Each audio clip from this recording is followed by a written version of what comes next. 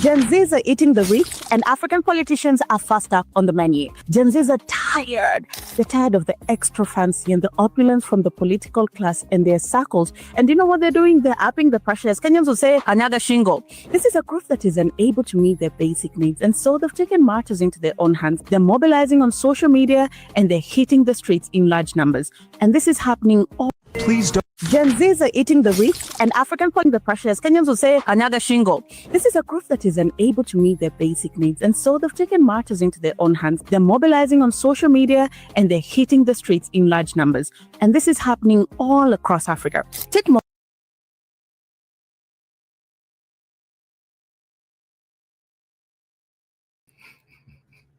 There we go. Welcome to This Week in Africa, Gen Z Revolution Loading, how young Africans are toppling corrupt leaders. Before we get into today's stories, we'd like to start with introductions. So I will turn it over to you for your introduction before I introduce myself.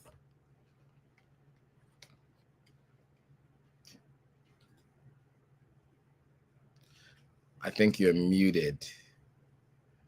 Oops, my bad. Hello, everybody. My name is Gloria Ayo. I am host and creator of The African Story and co-host with Mr. Hotagwa on This Week in Africa.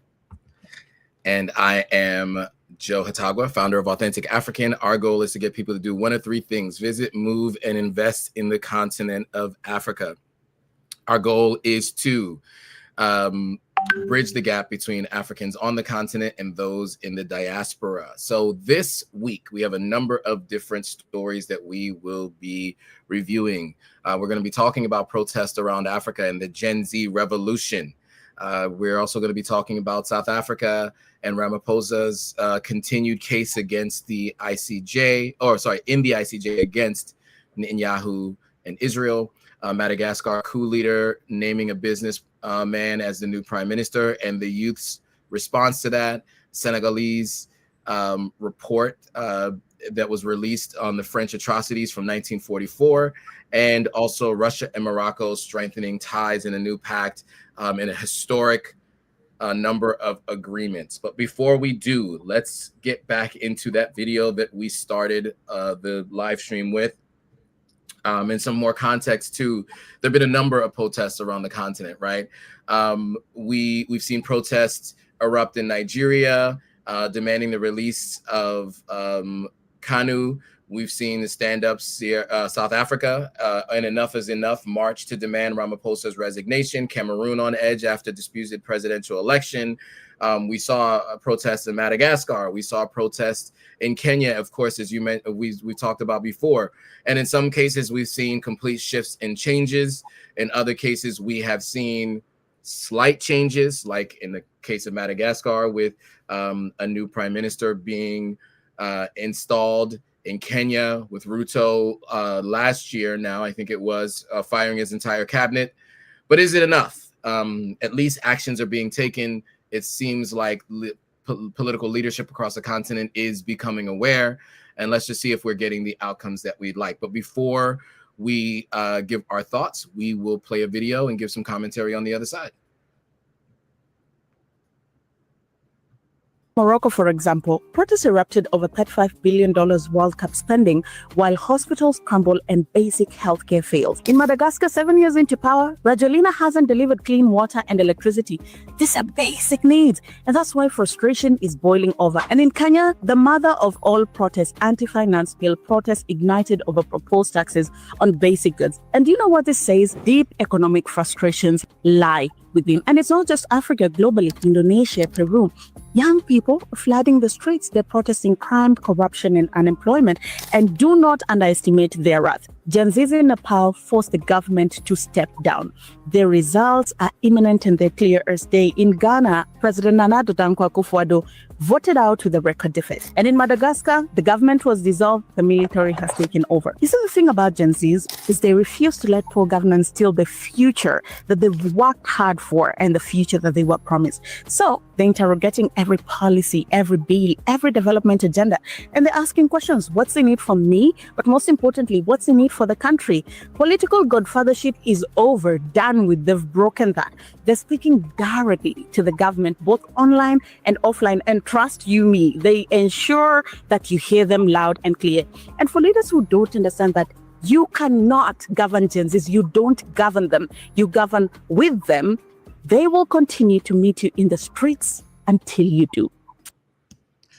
Well put. I just want to make one point of correction. That that change that they were talking about with under Ghana was under the previous administration. The president of Ghana is President Mahama at this very point in time. So, Gloria, your thoughts on the Gen Z protests around the continent and what you see in terms of the changes happening? Yes, so there is a wave of protests. I think in Nigeria, it's more of everybody. They're not necessarily tagging a Gen Z. But if there was anything similar to that, obviously it would be the End SARS protest, which actually the anniversary of the End SARS protest was just a few days ago, October 20, 2020.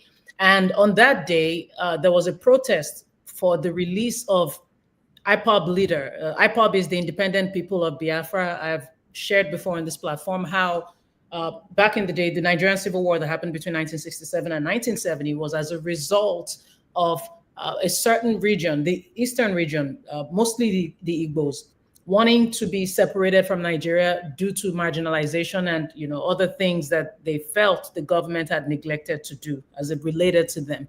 That caused the war because it now became a thing of Biafra versus Nigeria. And Biafra was actually independent. It seceded for those 3 years, and eventually they were captured by the Nigerian government. The Nigerian government reabsorbed Biafra. Since then, there's been a lot of tension throughout Nigeria. Obviously, tribalism, we saw that play out during the 2023 election. Now, Nnamdi Kanu is the leader of IPOB, again, the independent people of Biafra, or rather, the indigenous people of Biafra. The indigenous people of Biafra seek to secede, as was attempted in 1967. They're asking for secession from Nigeria because they feel that marginalization has not been addressed. And I have to say, during the 2023 election, we saw it play out. We saw what happened when Peter Obi, who is of Igbo extraction, we saw what happened with that election and how that is still controversial till date. Not only was it controversial, that election divided Nigerians further along ethnic lines, something that the British, if you watch this story on my page, how Nigeria was formed, and that also applies to other African countries. It shows you how that divide and conquer tactic was weaponized, and that is still being weaponized, and the people still play into that. They keep falling into that. But anyway, so during the anniversary of NSARS, people came out to protest the arrest of Nnamdi Kanu. Nnamdi Kanu has been arrested despite a 2022 Court of Appeal judgment that actually discharged and acquitted him. This was later overturned by the Supreme Court. But it's like, why aren't you just letting the man go? Now, I don't like tribalization of this issue, regardless of reservations around Nnamdi Kanu's ideologies. The point remains, I mean, we cannot run from the fact that the Nigerian government has been unconstitutional, especially in light of the list of people that President Tinubu recently pardoned, which we have talked about right here on This Week in Africa. That list has people, for instance, a woman who unalived her husband, people who have been accused of peddling hard stuff. Read between the lines. These people were actually pardoned. This is also against the backdrop of people who have been accused of terrorism, not banditry, as they might like to make you think, terrorism, who actually have been pardoned by the government. Yet people are asking, why is Nnamdi Kanu still being, imprisoned? What exactly is the issue? Charge him to court. That is his right. But they're not releasing him. Matter of fact, his lawyer also got arrested, all during this protest that just happened. So this has become a huge conversation in Nigeria. Oh, and back to the protest. The protesters were actually attacked. They were shot at. There was tear gas. And this has always been my concern when it comes to Africa. I mean, when we're talking about these protests that are going on throughout Africa, we saw what happened in Madagascar. It came with people, losing lives. We talk about the protests going on in Morocco. We talk about Cameroon. It's like it's always deadly. And that's my big concern when it comes to African leaders. the kinds of examples that we see.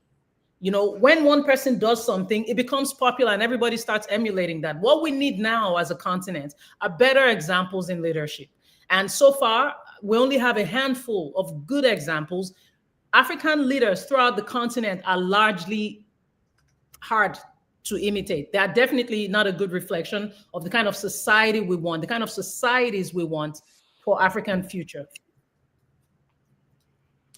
Well put. I mean, I don't really have much else to add, except I'll say this, you know, and I think I've mentioned this before, you know, in the West, especially in the United States, right? One of the amendments to the Constitution is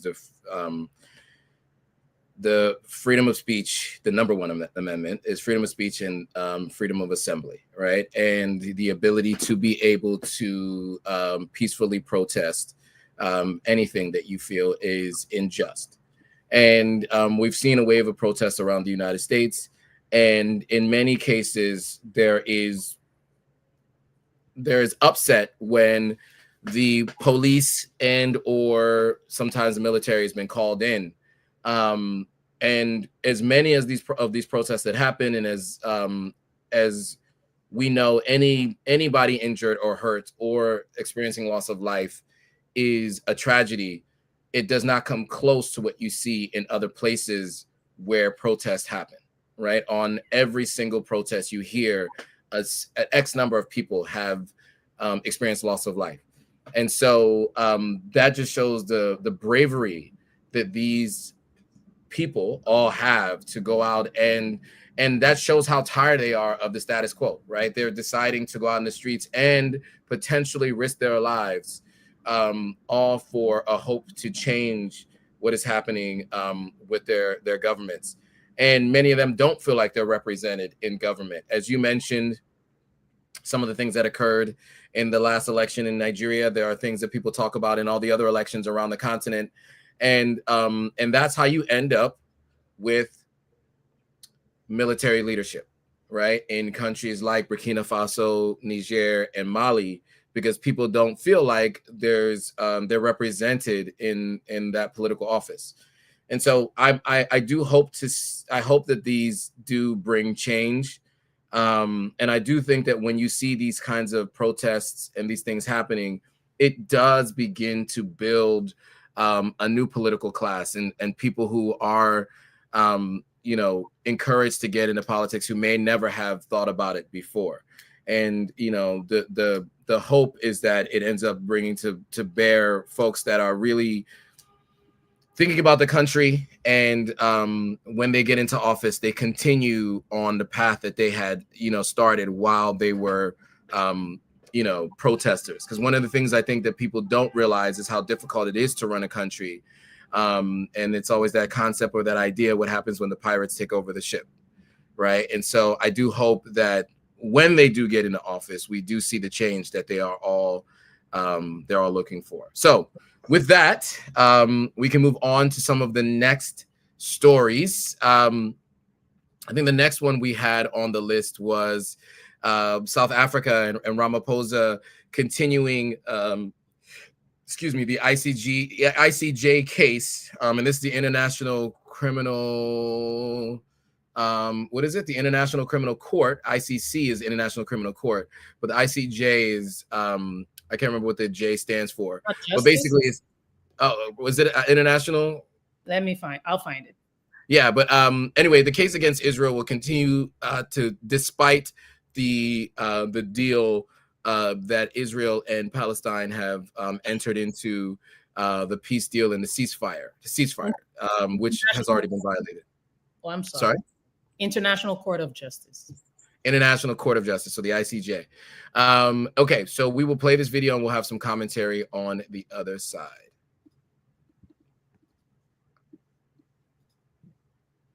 South African President Cyril Ramaphosa has said that while the country, South Africa, applauds the US-brokered Israel-Hamas ceasefire, it will not change anything about South Africa's case in the International Court of Justice against Israel. The court is seized with determining whether Israel committed genocide in Gaza in retaliation for Hamas taking more than 250 people hostage from Israel 2 years ago on the 7th of October. Answering questions in the National Council of Provinces, the South African president said that the country would continue to advocate for Palestinians and the deal has nothing to do with South Africa's case in the Hague court. Ramaphosa said that despite the ceasefire, Israel still has to answer for the atrocities committed in Gaza. After the court granted an extension in April, Israel is now due to deliver its counter memorial containing its response to South Africa's main arguments. After concluding the first phase of the hostage swap on Monday, in which 20 living Israeli hostages were released by Hamas in exchange for nearly 2,000 Palestinian prisoners, Trump appealed for a phase 2 of the ongoing negotiations between Israel and Gaza. Now, the US president said the job is not done and added that the dead have not been returned as promised. As of now, major uncertainties remain as key issues, including when Hamas will return the bodies of all hostages believed dead, and Israel's demand that a weakened Hamas should disarm. These core issues, they still remain unresolved, along with the core issue of whether there will be a Palestinian state. All right. So, your thoughts, Gloria, on the continued ICJ case by South Africa? Right. South Africa's decision to pursue this case under the 1948 Genocide Convention is very significant because the convention was actually adopted in the wake of the Holocaust, obviously a historical trauma that gives this allegation immense moral and political weight. Now, both South Africa and Israel are actually signatories, which grants the ICJ jurisdiction over disputes concerning the interpretation or application of the convention. Now, the most significant historical antecedent is South Africa's own experience, as we all know, with the crime of apartheid, its condemnation as a pariah state by the international community. For over 4 decades, I think it was 4 decades, the apartheid regime defied international law and global condemnation. The current ruling party, the ANC, and its liberation movement allies like the late Nelson Mandela consistently aligned themselves with the Palestinian struggle, famously stating our freedom is incomplete without the freedom of the Palestinians. So this is a psychological and moral foundation of the case, a perceived moral and historical obligation to use the tools of international law, which were instrumental in isolating the apartheid regime against what it views as a system of oppression. South Africa's decision to pursue this case under the 1948 Genocide Convention is again significant because now it's South Africa's way of coming out to say we're standing on that which we once stood against, or standing on that which we once stood for. Now, this brings to mind what happened in Congo, because Joe, last week you mentioned that you would like to see, our leaders, give the same energy to causes on the continent, and we're not dismissing, what's going on in Palestine.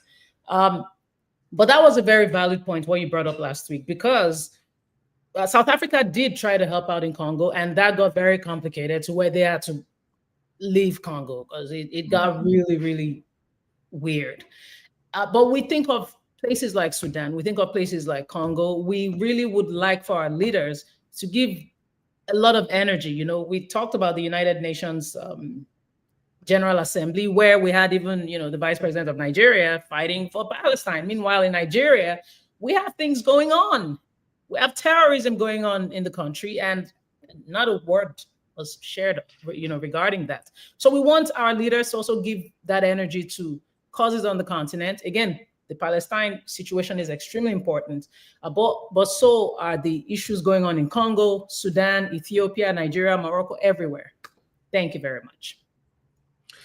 Yeah, all great points. And look, at the end of the day, this case was based on what had been happening and still in some cases continuing to happen, because even though there was a ceasefire, there was some things happening with Hamas, and also, Israel had another strike afterwards, after the peace deal. So, but I mean, the estimates are over 100,000 lives have been lost, right, in this process. And, I think there are many people who have disputes about the definition of genocide and what it actually means. I think it's kind of a loose definition, but if you listen to the rhetoric of some of the military leaders in Israel and some of the folks in senior leadership there, I think there is no disputing that their belief system matches that of what genocide in actual practice looks like. And then those were the people that were leading the attacks. So it's not hard to make that correlation between their ideology and those actions meeting at the point of what could be considered a genocide. And then to your point earlier, and so yes, and so I will say it makes sense for South Africa to continue to pursue that, because as you mentioned, historically, this has been something that, leaders in South Africa have all spoken about. And what people mostly remember is, some of the viral clips of Nelson Mandela specifically speaking on this topic. And so, yeah, I mean, we'd love to see people continue that fight. And of course, Ramaphosa is of the party of Nelson Mandela, right? It's a different party than it was when he was there, but it is the same political party. And so, and then to that other point, yes, I'd love to see some of the same energy for Africa, right? And, to your point, I think them having involved themselves in the Congo and having to leave, I think was probably part of the reason maybe why they don't spend too much time talking about what's happening there. And maybe why other African leaders don't. And sometimes, people say we don't want to air our dirty laundry to the rest of the world. But I mean, it's obvious and it's clear what's happening, right? So at the end of the day, they do need to step in and keep that same energy for what's happening on the continent and look for solutions to solve the challenges happening there, as well as, talking about atrocities around the world. But I do think it matters what's happening on the continent. It's important to focus on those things as well. So yes, and coming back to the conversation of, and by the way, I will say that it's interesting that, obviously Ramaphosa is still pushing this forward, and at the same time, the Gen Zs have been protesting him and asking him to leave office. Yes. I'm not sure where people are of Ramaphosa's wealth, but he is a very, very wealthy individual. And many South Africans feel like, much of that wealth isn't distributed properly. And, many times people feel like the government is able to enrich themselves and not helping the people of their country. So, yeah. Did you have any additional thoughts on that before we move on to the next one? Well, Joe put me onto Ramaphosa's wealth, and I haven't been able to unsee it. Thanks, Joe. Massive. It's massive. If you guys want to do a Google search, feel free. There are all kinds of graphics on like which companies he has interest in, and it is massive. His wealth is massive. Yeah, very, by any international standards, to be clear, by all international standards. Okay, so moving back to the conversation of protests, because what we talked about here was, obviously that in the first block, we talked about the protests around the continent and how in some cases we've seen some changes. And Madagascar's new military leader after those protests chose a prime minister, but he has failed to get approval from the Gen Z protesters. Madagascar's Gen Z protest movement expressed concern over the military leader's appointment of the prime minister, and said that the decision was made without consultation. The Gen Z MADA movement argued that the appointment was contrary to the spirit of the change and renewal. The youth leaders have vowed to continue mobilizing and claim that they would not allow old practices to be passed off as something new. So this came after the new military leader appointed the former chairman of one of the banks as the country's prime minister on the 20th of October, so just a couple days ago. The new leader himself took the oath as the president of Madagascar last week after the youth-led protests led to the ouster of the former president. So with that, let's watch this video and we'll give some commentary on the other side. And let's shift our focus now to the East African nation of Madagascar. where the country's newly formed government and youth protesters seem to have come to loggerheads. The country's new military leader, Michael Randrianirina's prime ministerial candidate choice, did not sit well with the Gen Z protesters. Now, in a statement, leaders of Madagascar's Gen Z protest movement disapproved of the appointment of Heron Salama Rajanarivelo as the prime minister. They expressed worry and said that the decision was made without dialogue. The Gen Z movement argued that the new premier's appointment was contrary to the spirit of change and renewal. The youth leaders have vowed to continue mobilizing, claiming that they would not allow old practices to be passed off as something new. They also added that they won't let their revolution be hijacked. Now, the disapproval followed the appointment of Rajanarivelo on Monday. Madagascar's military leader defended his premier choice and said that Rajanarivelo has the skill and the experience for the post, and added that he has relations with international organizations in other countries. Now, the appointment came after the new president promised a civilian government in the country. Randrianirina himself took oath as Madagascar's president last week. He led the elite CAPSAT army unit, which joined the anti-government protests and mutinied on the 11th of October.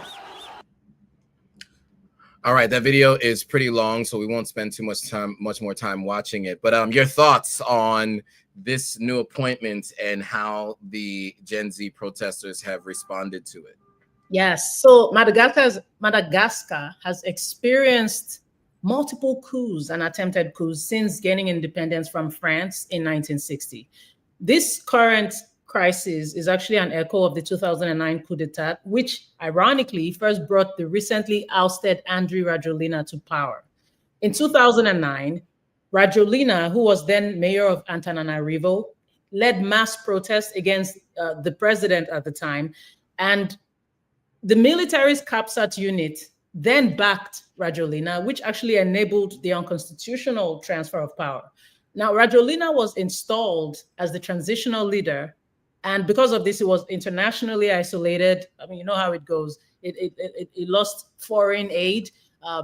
His country faced sanctions. He later returned to power through elections, which were marred by boycotts and fraud allegations.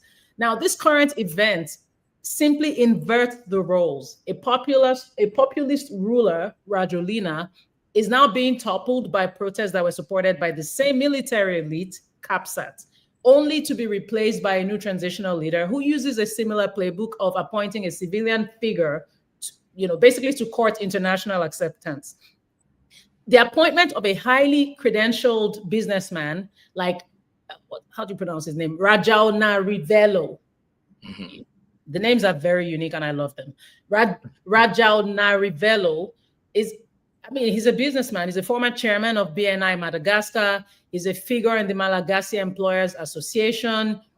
He basically also follows a well-worn playbook when it comes to African coups, particularly those that seek to mitigate international sanctions.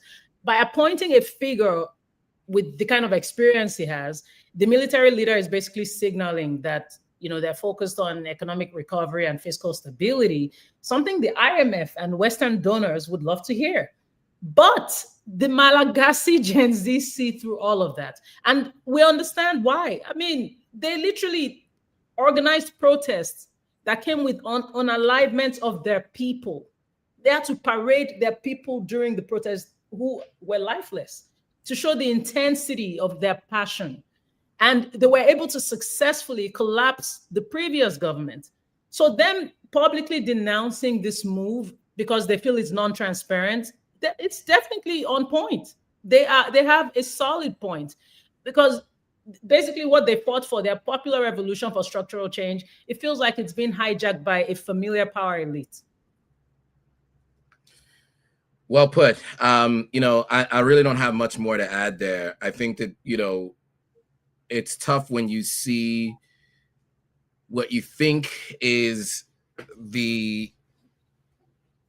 it seems like their movement was hijacked. That's what it looks like, right? I mean, that's just really what it comes down to. So the idea of taking to the streets and pushing for change, and then to see that the very person who ended up in that place ends up not being really aligned with you, but just used you to get to office, I think is hugely disappointing. And and it's not what we anticipated when we saw these protests in the first place.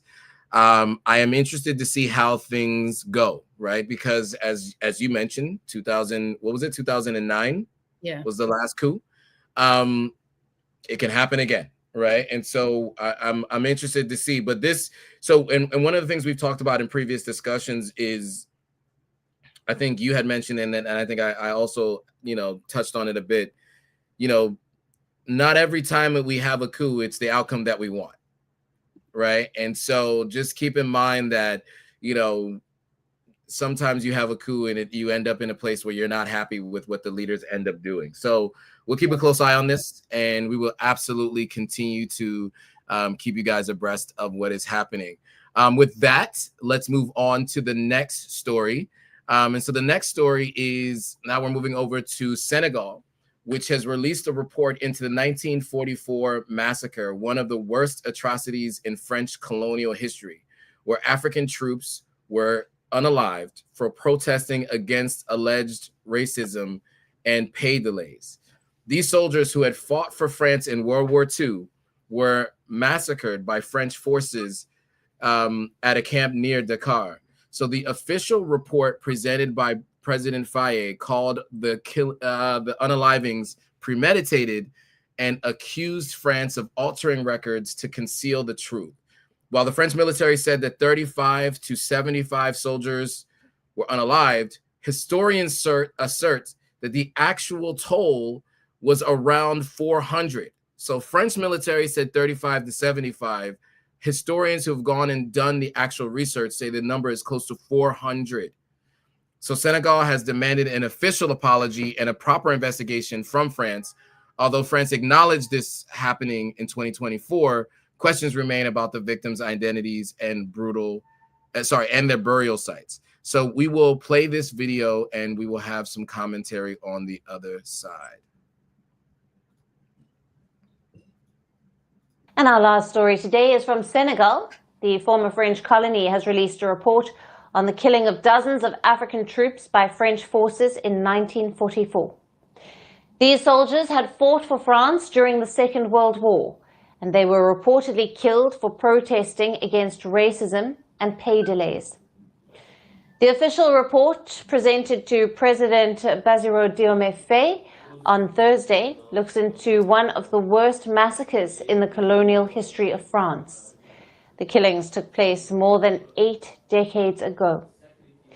Most of the perpetrators are now dead, and France is no longer a colonial power in West Africa. However, the investigation could still eventually lead to demands for reparations. The report said that killings of African troops were premeditated. The report we are receiving today marks a decisive step in restoring historical truth. This document represents much more than a simple report. It is a narrative by us and for ourselves, based on tangible facts drawn from the archives we hold here and in France. Fondé sur des faits tangibles, puisés dans les archives que nous détenons ici et en France. The violent incident took place at the Traoré military camp just outside Dakar in 1944. In the month of November that year, around 1,300 soldiers from several West African nations were sent to the Traoré camp after being captured by Germany while fighting for France. The group comprised of soldiers from Senegal, Ivory Coast, and what are now Mali and Burkina Faso. Soon, the African troops started protesting against pay delays. They also sought same pay as white soldiers. Now, to crush the rebellion, the French forces opened fire on the protesting soldiers on the 1st of December. It has been more than 8 decades now, but the questions about the number of soldiers killed, their identities, and the location of their burial remain unanswered. Wow. So that's quite a long video. So you can watch the video. The link is in the description if you do want to go back and watch that video. So Gloria, your thoughts on the French semi-acknowledging what happened on that fateful day, December 1st, 1944? Yeah, wasn't it just I said last week earlier. I meant 2 weeks ago. We didn't meet last week. Yes, last 2 weeks ago. Yes. Okay. 2 weeks ago, was it 2 weeks ago? We talked about Diomaye Faye, where we just kind of talked about it, or maybe the week before that, where we talked about, what we're going to fight for people who we think are capable to move Africa forward. We'll fight for you. But while you're there, we need to see the impact. We need to see that those who lost their lives to get you there, did not lose their lives in vain. So we have, asked questions about Ousmane Sonko and Diomaye Faye. And if you're from Senegal, please let us know the great things they're doing, because we like to put microphones to stories that are suppressed throughout the continent. So when people do write, if certain, regions of the world choose not to cover it, we like to put that microphone out. So please let us know so we can talk about it and praise them. But this right here, I find to be very impressive, because not long ago, Diomaye was at the White House and we didn't quite like the representation. But I like to see things like this. This is a case that has gone on for decades. And what we're seeing now is a huge contradiction to what France has always said, describing the event as a mutiny that they were forced to repress. And that's far from the truth. Their official claim showed only 35 to 70 soldiers losing their lives, again, in response to a violent mutiny. But Senegalese historians and descendants of veterans have asserted that the toll is likely closer to 400 people. And I like that this new Senegalese report is leaning more towards that. And basically, they executed these victims. Now, these people who were unalived were actually heroes of the war. They were veterans of the 1940 Battle of France, which had to do with German prison camps. They were only protesting against racial discrimination as far as their pay and pension benefits went. They were basically being paid a fraction of what their white French counterparts were receiving. Is that completely unusual? I don't understand it. So we're now in 2025 and we're still on this subject, and France is still saying, yeah, maybe, perhaps it kind of happened. Come on. But I do commend again Diomaye Faye's government. This is the best way to honor. The best, like the Chinese say, the Chinese proverb says, the best day to plant a tree was yesterday. Today is the next better day. So thank you for addressing it. Thank you for ensuring that these people were not, did not lose their lives in vain. Thank you for forcing accountability. Thank you for attempting to rewrite a history that was deliberately minimized and obscured for decades. But please do not stop here. We're going to keep our eyes on you, Diomaye. Absolutely. So yeah, look, when I think about this, it's for all of those families who had, and many of them are much, much older now. And, this happened 80 years ago, right? So many of the people who witnessed this are long gone, or the people who were impacted are long gone. And just a few of them are potentially still alive, because this happened 80 years ago. You may have remembered it at a 4 or a 5-year-old, but there aren't many people who are in their 80s that are still alive today, right? And so, that's what these countries do. They acknowledge things long after the perpetrators of these actions are gone, right? So France acknowledging it now is like, of course they can acknowledge it, but they're still acknowledging it in half-truths, 35 to 45, really. So yeah, to your point, I'd like to see the government of Senegal take this a step further and get restitution for those families who's left and who would have been impacted for it. Because at the end of the day, not only were they asking for better pay, but now that they're gone, they could not continue to take care of their families. And so what ended up happening to all those families who lost those people who were working to take care of their families. One. Two, it really is unfortunate that these colonial leaders came and took soldiers from the continent to fight in their war halfway across the world, right? And then to unalive them after they fought in your war is nuts. But that was the world we lived in. And this happened all over the Western world.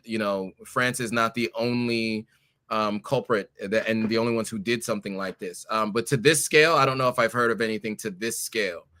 And so I do want to see Senegal take it a step further and get restitution for those families. Absolutely. It's absolutely needed. And memorials need to be created. There needs to be more to be done than just the acknowledgement of this, because I was not aware of this at all, to be honest with you. And I think, they need to be shamed and they need to pay for it. If France can still take restitution for giving Haiti back its or getting for Haiti getting its freedom, and they still take reparations themselves from Haiti every single year, then they need to be able to pay restitution to these families at the very least. And it needs to be done at a rate that matches inflation from 1944 till now. So those are my thoughts there. Moving on to the next story that we're going to watch a video from. There's a historic meeting with Russia and Morocco to strengthen ties. They signed a new pact. So Moroccan foreign minister and his Russian counterpart in Moscow strengthened their strategic partnership through a meeting. The two ministries signed a memorandum establishing a joint working committee to deepen cooperation and monitor existing agreements. So they highlighted that Morocco and Russia have signed 188 agreements across various sectors, one of the richest legal frameworks Morocco shares with any country. The ministers also discussed the Western Sahara dispute and the Gaza ceasefire. Russia reaffirmed Moscow's support for the political situation in Western Sahara, while both sides committed to expanding trade, energy, and agricultural collaboration through a joint commission. And Western Sahara, by the way, is some people recognize it as a country, some people don't. It is a portion of Morocco, if I'm not mistaken, and want to break off as a separate country, but I don't think Morocco recognizes them as a separate country. And so I think they're looking for support from Russia to keep it as part of Morocco, much like Russia is looking to make USSR again. So, I think that's probably why that was part of the discussion, because they're looking to have their assistance in continuing that. So we'll play this video and then we'll have some commentary on the other side.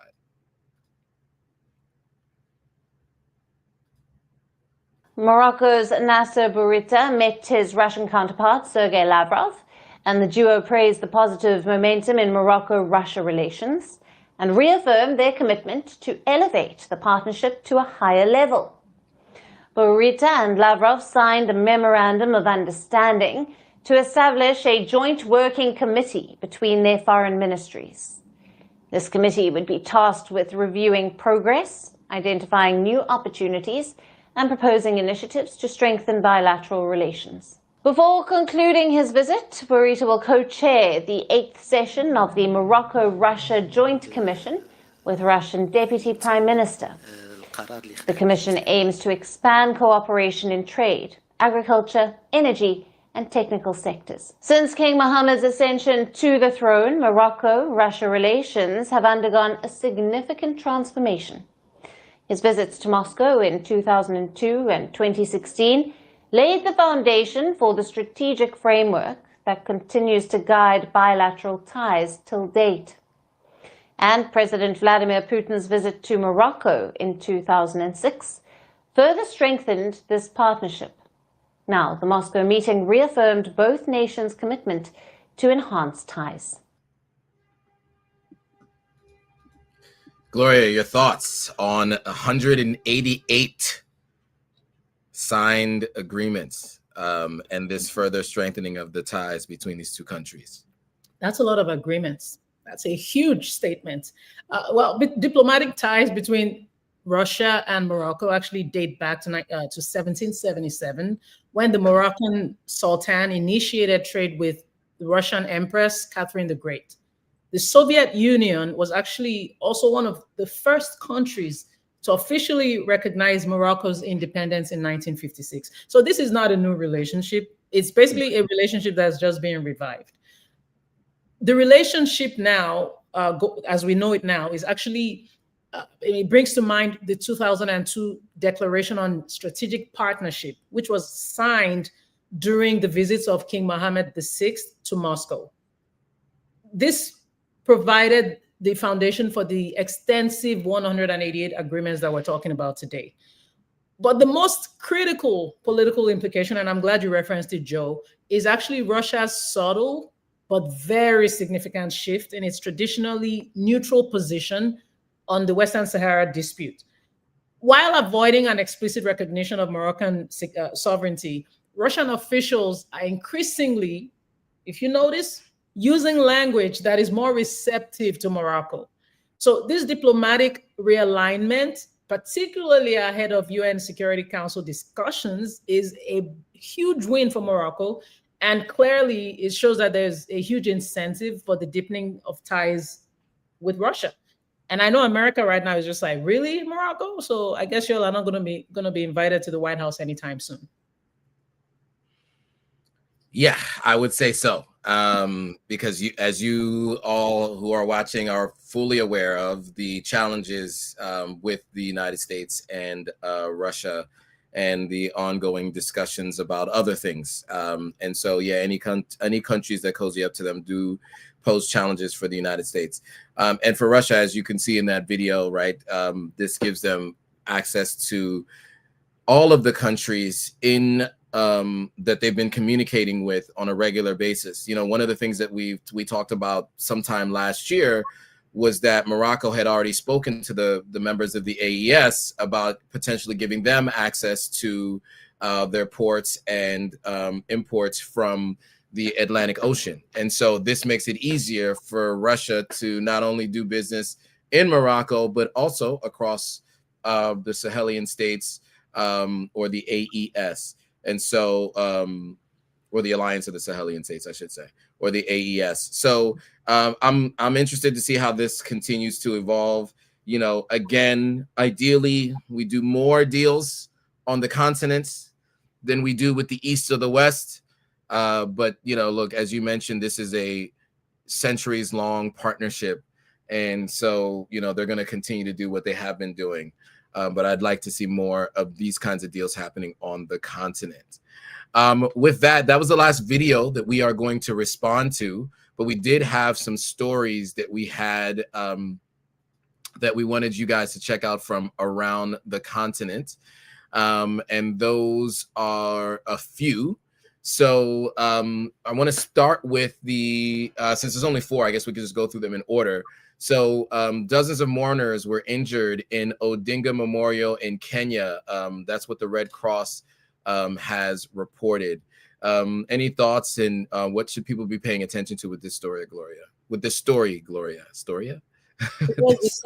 Yeah, it's just the same old suppression of people's rights to assemble, people's rights to speak, people's rights to support who they support. I mean, this was actually the viewing of Odinga, who, you know, they even referred to as Baba, you know, and for considering what's going on in Kenya, this is definitely not a good look. And my thoughts are just with people who were victims of this really tragic situation.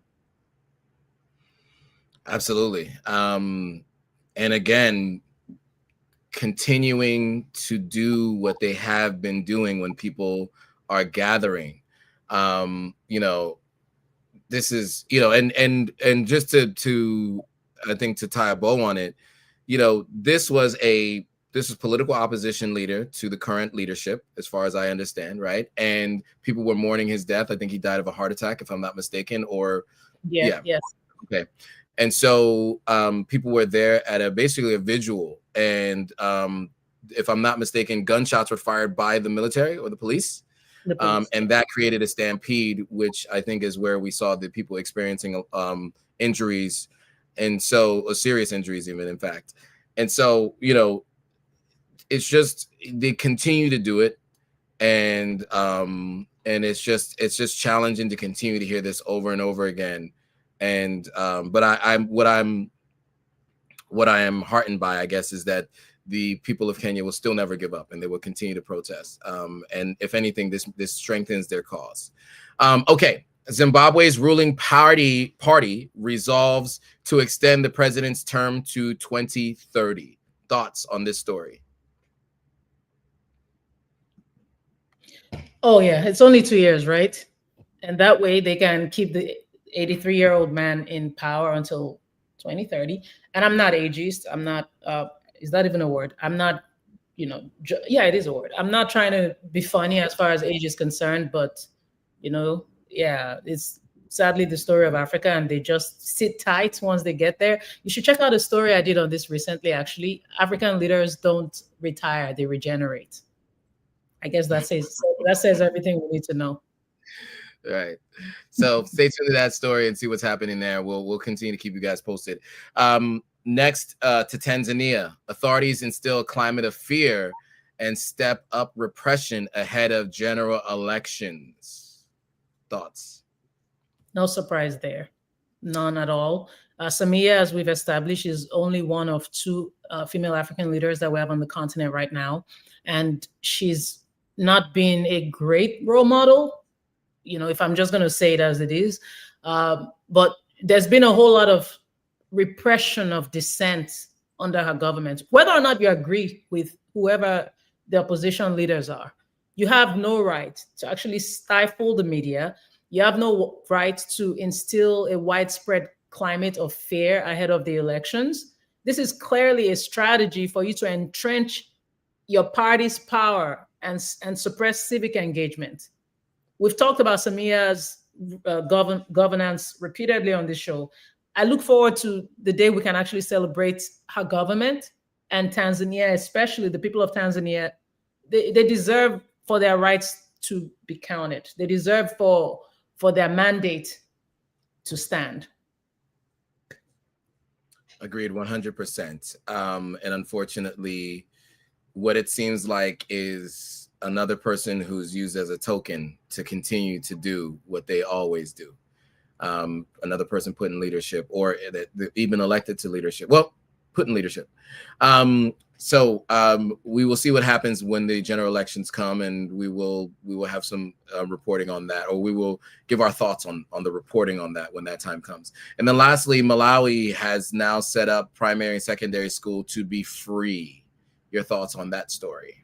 Yes, same thing happened in Namibia when the other president was only, one of two female presidents on the continent. Those are the kinds of things we like to see. Okay, but anyway, and that way we can have more female leaders having a chance. You get what I'm saying? We're talking about equity and fairness. We need our leaders in general, anyway, to be great examples. But if you're like a minority and you find yourself in a position of power, just do right by the people.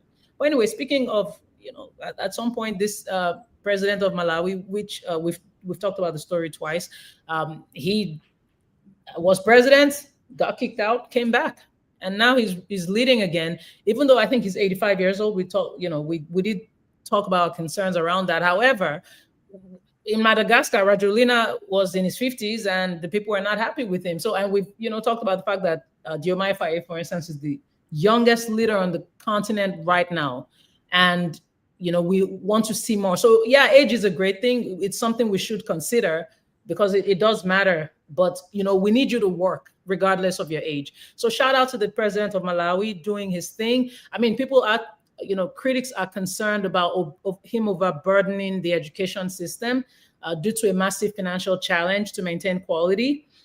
And this is all amidst the inevitable surge of new enrollment. But I do like the idea of breaking the cycle of poverty, opening up secondary education to millions of children whose families could not afford the costs. And when you take care of education, when you enlighten the people, you watch, Africa will rise and just keep rising. So kudos to Malawi. This is on a great note, and we hope you continue. We hope it's not a case of initial gra-gra, as we like to say in Nigeria. Yeah, and just one point of correction. I think Faye is the youngest democratically elected leader, I think. Oh, democratically. Oh, I'm sorry. Democratically elected. Presidents, yes. Thank you, Joe. Because Ibrahim Traore is what, 37, I think it is, if I'm not mistaken. Okay, so he's younger than Diomaye. Okay. Yeah. But to your point, though, I think the youngest democratically elected one. But yeah, so I do hope that these kinds of updates continue. I mean, I think people sometimes learn their lessons when they're in office. They lose power and they come back. Yep. Let's hope and see that.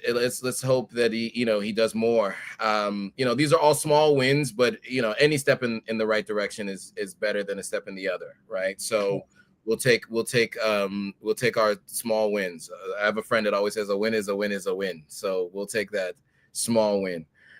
So that concludes the live stream. We for the first time have done it in an hour.